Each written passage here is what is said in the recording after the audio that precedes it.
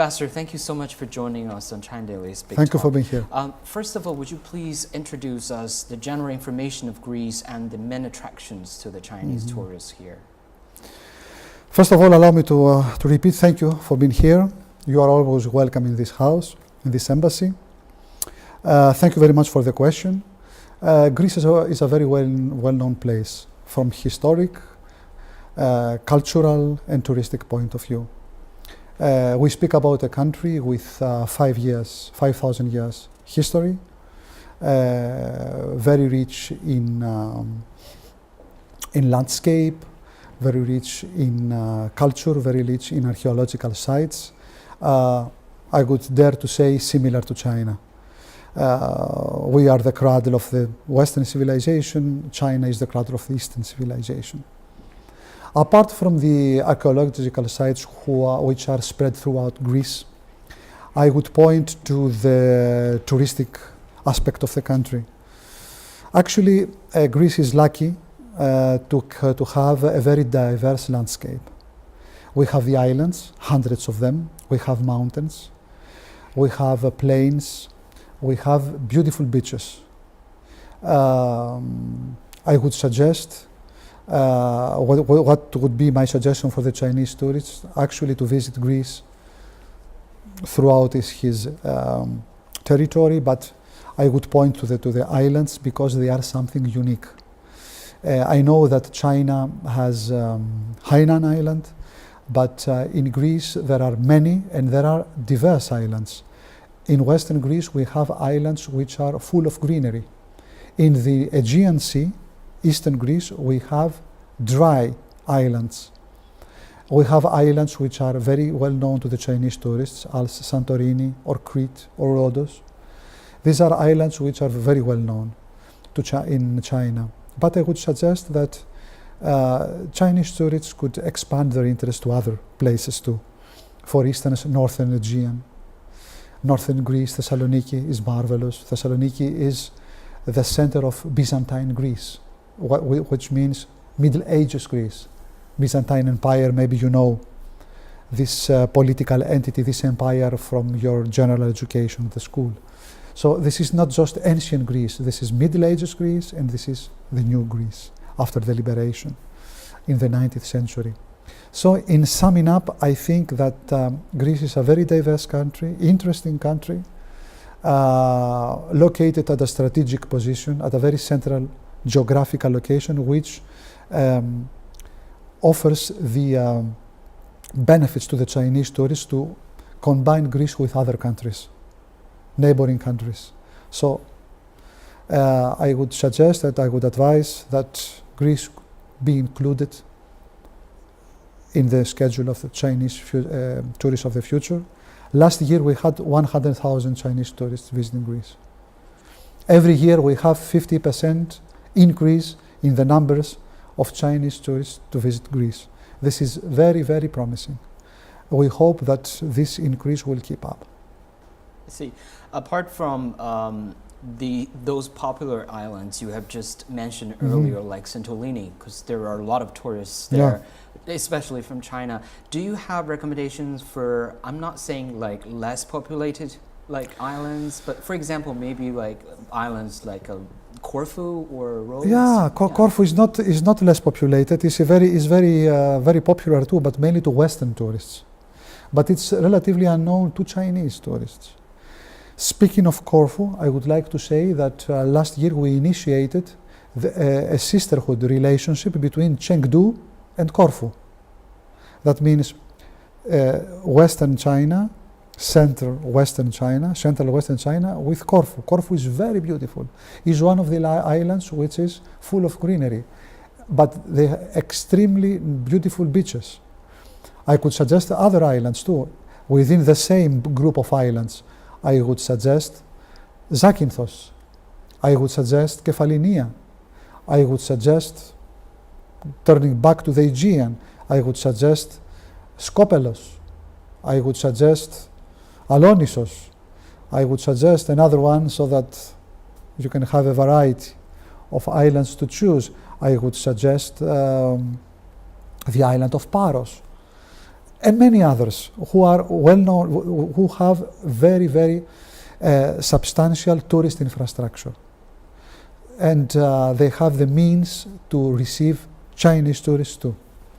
See.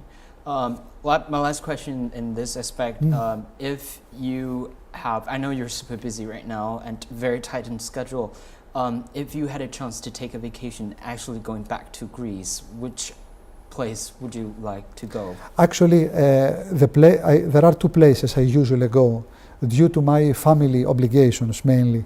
I go to Crete and I go to the sea, to Peloponnese. To Peloponnesus, the peninsula below Athens. I go to a specific place which is very beautiful, the city of Nafplion.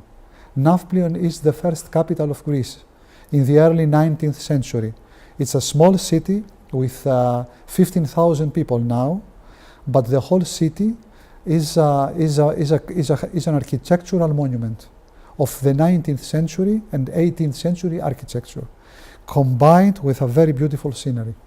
So if my preferences are a guidance for your countrymen, along with the islands I already mentioned, you can combine those two places too. I'm actually personally very impressed by the yogurt made in Greece. So I know it's also being exported to China a lot, but still it's a little bit expensive. So what's going to happen in the future in this regard, especially in food export, because our Premier Li just had a visit last year to Greece. So what are the latest development? The latest development concerning foodstuff, first of all, and yogurt, which is well known throughout the world. The problem of the price is the following, is the distance. It's the transportation which causes this problem. But we hope the following, that if we can have even more yogurt penetrating the Chinese market, its price will fall. This is the issue now. How we can get it more visible in Chinese supermarkets. How we can get it more approachable, more easy to buy in not just in Beijing or Shanghai, to other cities of China. This is the difficulty, because the Chinese market is very competitive. In yogurt we have certain advantages because the synthesis, the makeup of the Greek yogurt is unique, but still we have to compete with other countries who produce yogurt because they are cheaper, but not of the same quality of yogurt. They do not sell the same quality of yogurt. But I hope that with the passing of time and with the progress we make in the Chinese market, that the price of the yogurt will fall. Li Keqiang's visit was a very important visit, very, very important. It brought the two countries closer together, much closer together. We are very close in any case. But it was a very significant visit for us because both governments had the chance to discuss further developments in our relations. And the most important of which is our cooperation between the One Belt, One Road initiative. This is an initiative which we fully support. Maybe you know that within the framework of this initiative, China and Costco Pacific Company in particular has invested heavily in the port of Piraeus. This is not just the investment in the port of Piraeus, which transports thousands of Chinese containers to the rest of Europe. It is that this investment, this project in Piraeus is connected with the railway connection between Piraeus and the Hungarian capital, Budapest. Budapest is the basis of China in Central Europe, commercially speaking, of course. So, with the modernization of the railway connection between the port of Piraeus and Budapest, we will have Chinese, and not just Chinese, other countries' products too, being transported very, very fast in Central and Western Europe. This is an investment, a project of strategic importance. It's not just commerce. It's something very, very important for us, for Southern Europe and for Central Europe. It's a project that Greece fully supports. And this project, the Belt and Road project, is not just a project having to do with port infrastructure or railway infrastructure. This project will bring to Greece other Chinese investments too, like Huawei's, ZTE, Hanergy, and others, to name a few. This is very important for us because by having Chinese investments in Greece, we have the chance to have more job creation. Because of the crisis, we have many unemployed people. So foreign investments are welcome in Greece. Chinese, most welcome, to be honest with you.